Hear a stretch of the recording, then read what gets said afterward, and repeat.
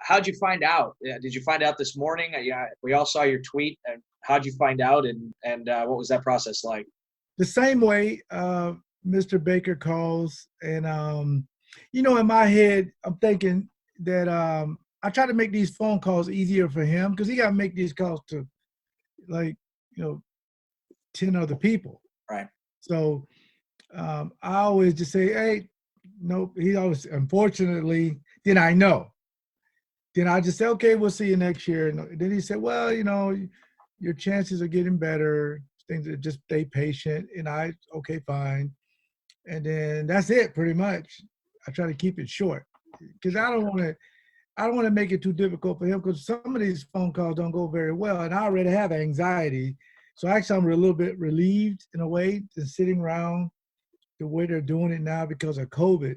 Guys are still kind of waiting. Last year, did you have that process of like, I've always seen the videos of him knocking on people's doors to tell Yeah, them they're in. So did you go through that process last year of actually going out there and waiting for a knock on your door and not getting it?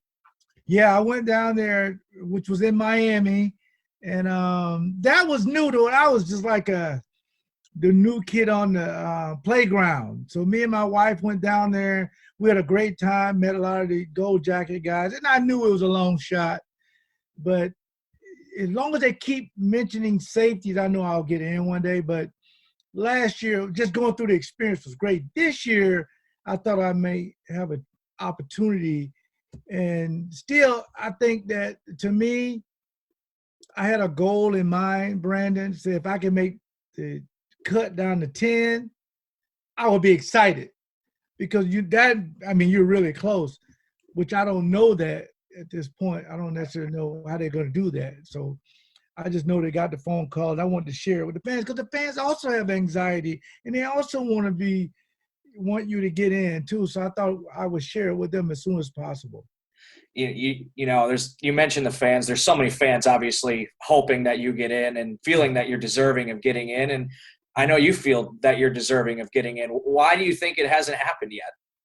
I don't know. It's hard to say. It really is. But if somebody said just give me the best answer you can give me without knowing anything, I think that I learned this last year. It's about the guys who've been waiting the longest, not really the best player, and that's kind of weird in a way, but like you got, Lynch, Alan Faneca and these guys.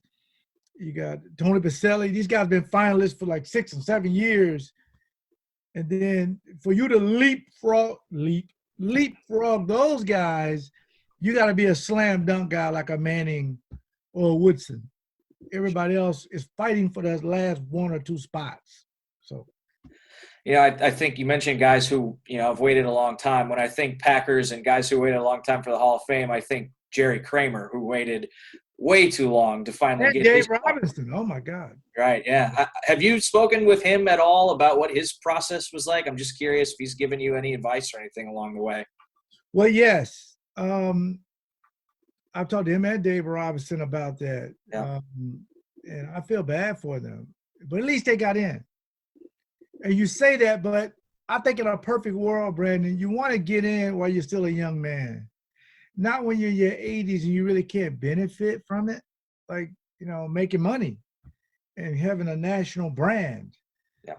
So I'm only 52 years old, so they see me as a young man. But now the one thing I do look at that really has me looking at it with the side eye a little bit, because I'm the only first team all decade member of the 90s that are not in. And that's kind of a head scratcher in a way. So I don't even know if that's a big deal anymore, but I thought Pete Doherty did a fantastic job of I, presenting my case. I watched his video and I thought, starting with the Lambeau leap and then kind of progressing from there through, this is what you're known for but, you've done so much more than that. If you were making your pitch, how would you pitch yourself to the voters? I would just remind them back in the 90s what a safety was all about. A safety would cover, not just hit. A safety to me would get sacks and interceptions, and a safety to me would, and then longevity with one team, I think that's a big deal. That shows the unselfishness of taking 3 pay cuts and things of that nature. But overall, I would just say a difference maker. And that's because you think about the 90s, I know people say, you know, Reggie White, but it's on record that Mike Shanahan in Super Bowl 32, through neutralizing me, would be the best path to win. I mean, that's the ultimate compliment from another coach in a Super Bowl. And then again, it's easy to get interceptions sometimes, and it's sometimes easy to get sacks. But when you do both, I think that's a Hall of Famer. And that's what I'm really proud about, the sacks and interception, because only a few guys have done that. That puts me in some good company. Is it hard for you? The first thing that stood out to me when I saw your tweet this morning was right away you're saying, hey, maybe next year. You know, is it hard for you to keep that optimism on a day when you find out this news, or is that just kind of come natural to you? Well, it's natural. I'm a very measured, grounded person. It's just like I wanted the Packers to go to the Super Bowl. I mean, I can pound the dirt and go over it, all these great things, but I can say, hey, let's get them next year. And sometimes through the frustration, you don't want to move on. But I've learned that in my faith with God. And I try to be had I got in, and I'll prove this to you one day. Had I got in, we'd be giving the same interview. I'd be in the same face. It'd be the same guy. Because I want kids to know that you can put all your eggs in one basket, but if one of them cracks, you still got a basket of eggs. Sure. So that's how you look at it. You know, okay, I didn't make it, but think about all the guys who will never be in this position and will never really have an interview with you talking about missing the finals. So I have to think about that and then push you in perspective. Before I let you go, I'd be remiss if I didn't ask you your thoughts on the game last Sunday. I haven't had a chance to listen to your show all week, so this is new perspective to me. What did you think went wrong? It was painful, so I tried to look at 2014 against Seattle. And I think about the 15-1 season. I think about all the last 5 championship games. This one may hurt the most because all the boxes were checked. Top 10 defense, check. MVP quarterback, check. Great coach, check. You know, number 1 offense, check. You know, the only box they didn't check was special teams.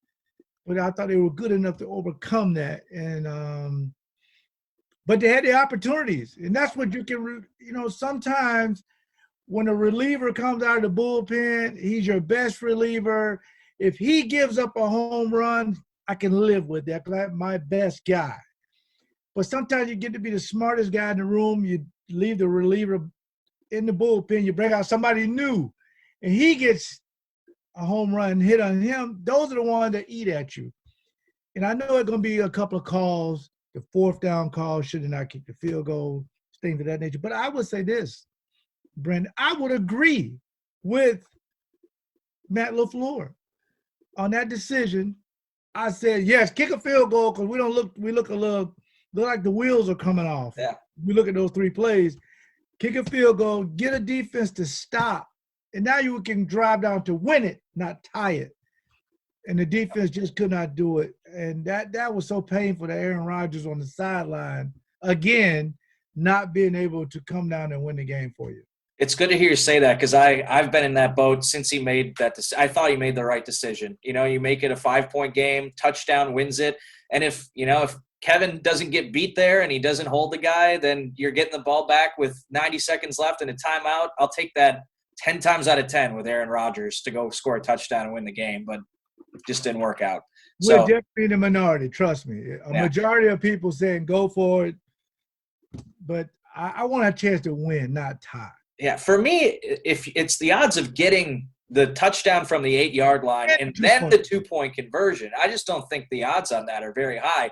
Now, if St. Brown catches that 2-point conversion earlier in the game and it's a 6-point game there, I think you're probably going for it on 4th down. But no question about it. And that's the kind of stuff you play out in your head. Yeah, exactly. Well, hey, man, great to chat with you. It's been a pleasure, and we're all rooting for you. Hopefully next year's your year. Thanks so much, Brandon. It was a pleasure. All right, take care, Leroy.